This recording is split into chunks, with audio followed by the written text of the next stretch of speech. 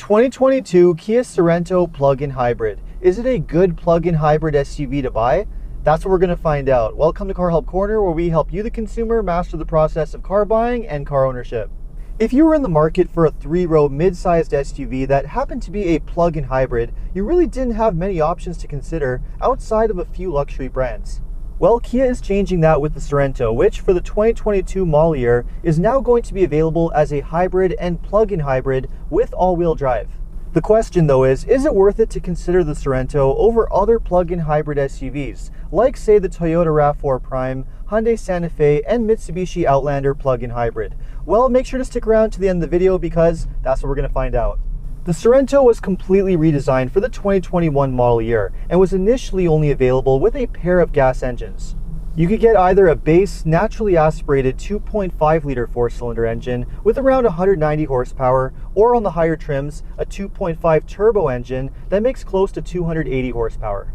For 2022, Kia has added both a hybrid and plug-in hybrid drivetrain with all-wheel drive, which are also shared with the Hyundai Tucson and Hyundai Santa Fe.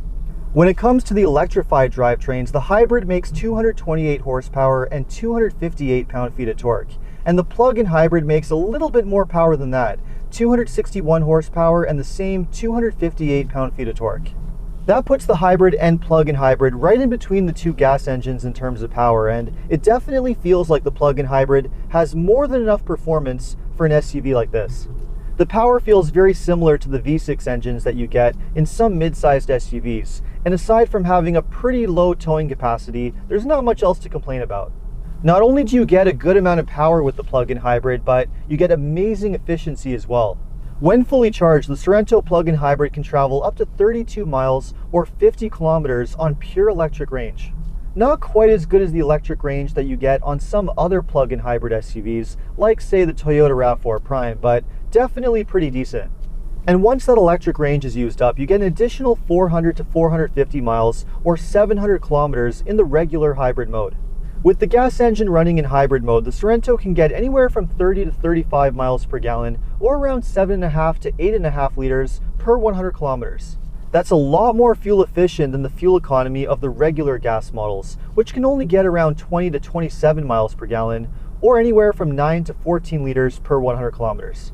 Which means you could save a lot of money on gas with the plug-in hybrid. And if you're diligent about keeping it fully charged and using that electric range, you could go a long time without spending any money on gas.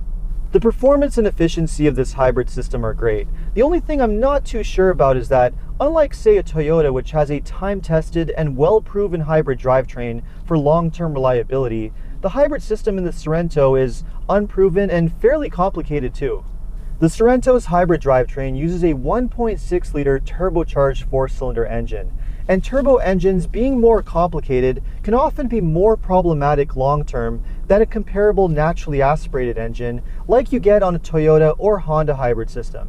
Even though I'm not crazy about the fact that this hybrid uses a turbo, I do like the fact that it has a conventional 6-speed automatic transmission, which is definitely a good thing. And even though the long-term reliability of this hybrid drivetrain might be unproven, at least Kia does give you a really good warranty, so you are going to have peace of mind for a very long time. This is a great driving SUV though. It's very comfortable, it has good handling, and it also has a very nice interior to spend time in.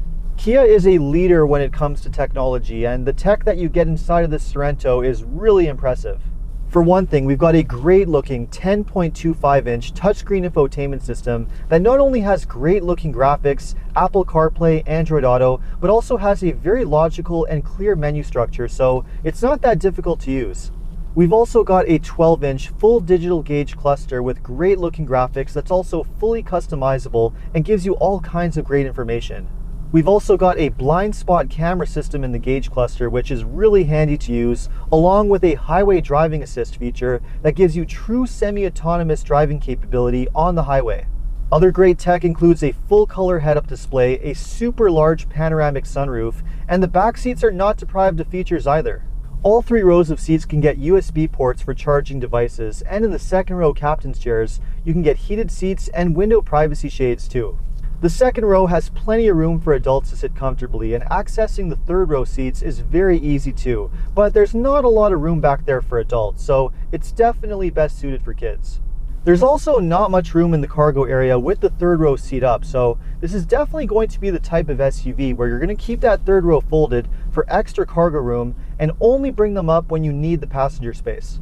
Aside from wishing for just a bit more room, the other thing I wish the plug-in hybrid had was a second row bench like you can get in the gas models of the Sorento.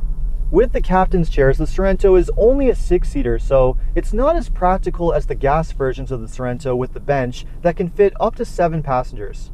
Aside from that though, there's not a whole lot to complain about with the plug-in hybrid Sorento, and the pricing is not too bad either. The pricing ranges anywhere from $45,000 to $48,000 US, or around $47,000 to $57,000 Canadian before you factor in any government incentives. Depending on where you're located, the plug-in hybrid Sorento could be eligible for electric car rebates, anywhere from $2,500 to over $10,000, which can drop the price dramatically. When you factor in those rebates, the plug-in hybrid is definitely a very good buy, and it's definitely worth getting over the regular gas versions. And if you live somewhere where electricity is cheap or comes from renewable sources, or if you have the ability to charge on a regular basis, then this is a no-brainer over the hybrid too. So even though this does make a lot of sense over the gas models, is it worth it to buy a Sorento over other plug-in hybrid SUVs like the Toyota RAV4 Prime, Mitsubishi Outlander, or the Hyundai Santa Fe or Hyundai Tucson, which happen to use the exact same hybrid system as the Sorento? Well, the main thing that the Sorento has going for it over most of those other SUVs is that it is a little bit more spacious and has that third row seating. Now, the redesigned Outlander plug-in hybrid coming for 2023 is going to be a 3-row SUV too, so that's definitely going to mix things up a little bit. But in the meantime, if you're looking for a practical 3-row SUV that happens to be a plug-in hybrid, then the Sorento is definitely the way to go. But if you don't need that extra space, then you should definitely be considering the other options, like the Tucson or the RAV4 Prime. They all cost roughly the same amount of money as the Sorento, so you're not going to be spending any more, and in the case of the RAV4 Prime, you also get an amazing reputation for long-term reliability and sky-high resale value. One thing's for sure though, the Sorento is a very good SUV in electrified form. I wasn't fully convinced when I drove the gas versions because even though the tech and design is great, I felt that it was worth spending just a little bit more to get the Telluride, which is not only a larger, more spacious SUV, but also a much more substantial one too. Adding the hybrid and plug-in hybrid options to the Sorento changes that though. It gives buyers more of a reason to choose the Sorento, especially for those who are looking for an SUV that's not only more environmentally responsible, but one that's also more efficient and is going to save you money too. So let me know what you think of the 2022 Kia Sorento plug-in hybrid. Would you buy it over other hybrid or plug-in hybrid SUVs? Let me know in the comments. And if you enjoyed this video, make sure to like and subscribe. You can also take a look at some of my other videos by checking out these links right over here. Make sure to follow me on TikTok and Instagram. And if you need any additional car buying advice, recommendations, or help with getting a great deal on your next new car purchase, make sure to check out carhelpcanada.com. Thanks so much for watching and see you next time.